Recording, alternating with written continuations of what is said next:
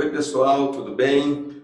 Bem-vindos aqui ao meu canal, sou o Ramon, professor Ramon, e eu quero agradecer a sua presença aqui conosco na nossa sala de aula, para nós continuarmos nesse estudo, neste projeto de estarmos vendo através da teologia e da história e usando uma em conexão com a outra, para que nós possamos ter uma visão melhor, maior da pessoa de Cristo e o que isso se relaciona à nossa vida nos tempos atuais, nossa missão, nossa produtividade neste mundo, enfim, ao que viemos neste mundo.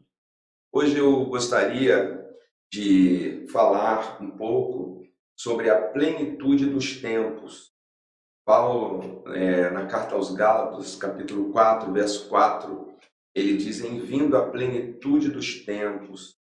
Esta plenitude dos tempos era uma nova era que ele estava discernindo, ele discerniu que com a vinda de Cristo, uma nova era na humanidade havia começado.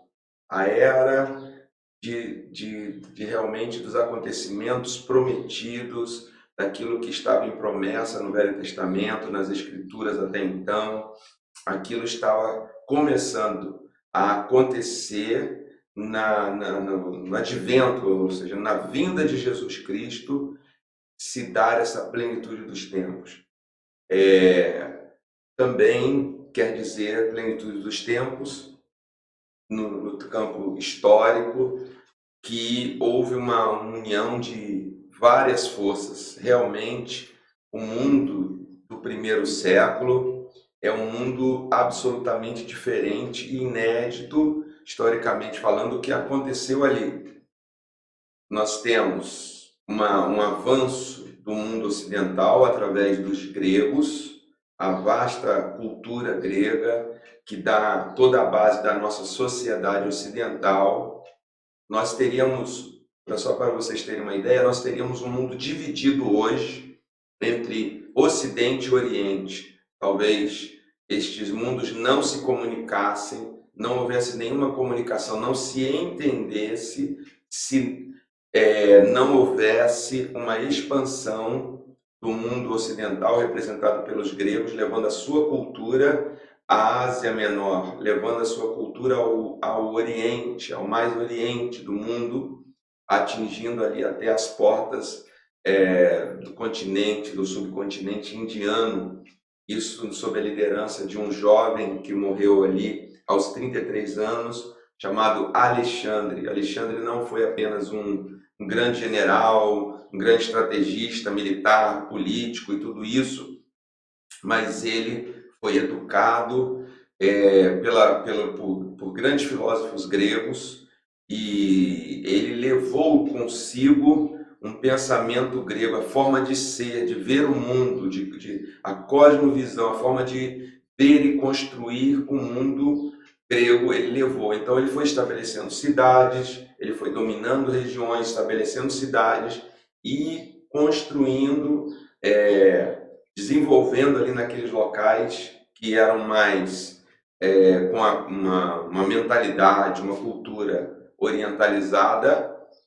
Ele foi levando a cultura grega, ele levou o idioma. O grego então passa a ser uma língua como se fosse o inglês hoje, né? Se fala-se inglês, você está desse lado do mundo, do lado da América do Sul, do lado da América Latina, do lado da América, e for a China, você falando inglês, você vai passar lá. E se um chinês ou outros povos dali vierem aqui falando inglês, vão se comunicar. O mundo dos negócios, enfim, tudo isso hoje é o inglês. Naquele momento, então, estava se estabelecendo uma língua, vamos dizer assim, multicultural, onde todas as culturas pudessem se comunicar através desta língua. E, como eu já disse, a própria forma de pensar, que é muito nossa, né? Até hoje, isso nasce ali com essa expansão grega.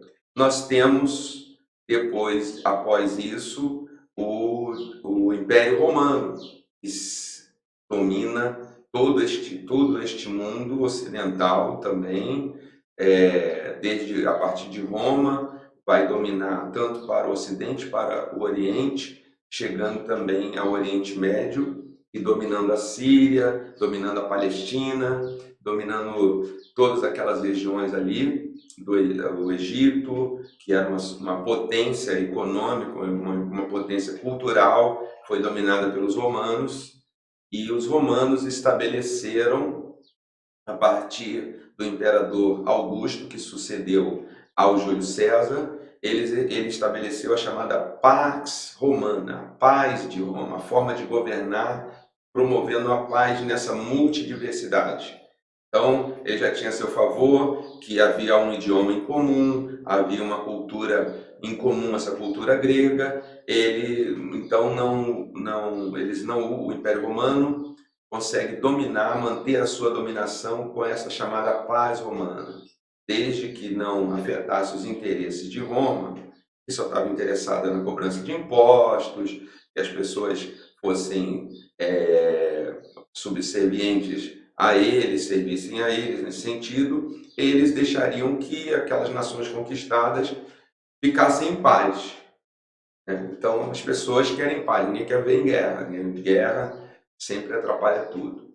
E, especificamente, havia um povo, o povo judeu, que guardava uma promessa messiânica. Neste mundo, ali, este povo judeu guardava esta promessa há séculos. Que promessa messiânica é esta? Eles esperavam o Salvador, esperavam um Messias que iria salvar a Israel, ia colocar Israel como centro do mundo, algo assim, e iria governar as nações com a justiça de Deus, não com as forças das armas nem da intelectualidade, mas com essa justiça do alto, que estava predito nos profetas, nos salmos, na literatura, e eles, então, durante séculos, passando o ensino e acrescentando a este ensino muitas interpretações, eles eram um povo formado que vivia esta promessa. Então, esse momento histórico uniu essas culturas, uniu isso daí. E este era o mundo onde Jesus nasceu. Jesus vem nesta plenitude dos tempos, mas não apenas vamos dizer assim, que este mundo causou a vinda de Jesus, mas neste mundo que parecia, e seria realmente, e era mesmo, no ponto de vista da humanidade, uma nova era. É isso que eu acho interessante aqui hoje.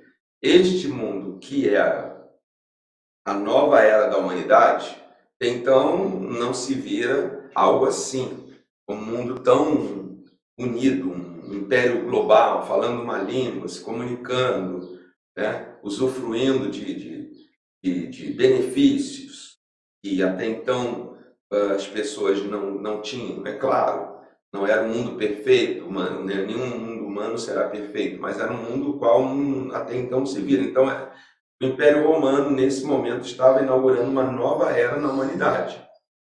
Mas nesta nova era da humanidade, com a vinda de Jesus, foi inaugurada a nova era de Deus, a era dos novos homens de Deus.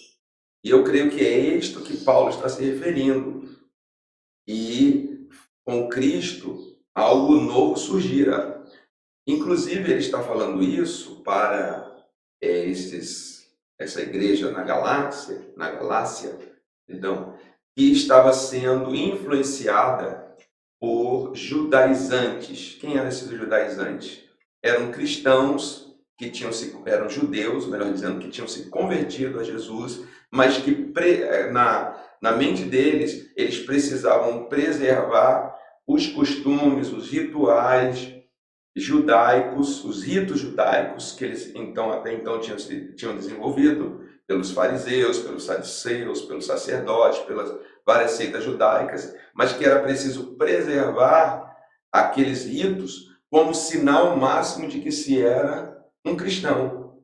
Então, Paulo teve que trabalhar a graça de Deus, teve que trabalhar com esses irmãos da Galácia, que não era assim, que havia uma nova humanidade, que havia chegado essa plenitude dos tempos, onde tudo aquilo que até então era uma promessa que o povo judeu tinha, esse mundo que estava recebendo, que tinha recebido Jesus, esse mundo tinha sido o palco, não de um apogeu humano, não de uma grande vitória humana, né? No sentido evolucionista, no sentido de conquista, mas que este mundo da plenitude dos tempos históricos tinha sido um palco de um acontecimento único de Deus, a vinda de Jesus Cristo para salvar a humanidade. E aí a gente precisa depois refletir mais sobre o que seria este salvar a humanidade, mas aqui nós queremos dizer que foi inaugurada esta nova humanidade com Jesus Cristo. Um novo tipo de ser humano vai nascer, como Jesus disse a Nicodemos, não da carne e do sangue, mas da água e do Espírito. E esta nova humanidade que vai trazer a justiça, a paz, o governo que estava prometido desde Isaías, um filho se nos deu, um menino se nos deu, e o governo está sobre seus ombros, e ele será chamado Conselheiro, Príncipe da Paz, Maravilhoso, Pai da Eternidade.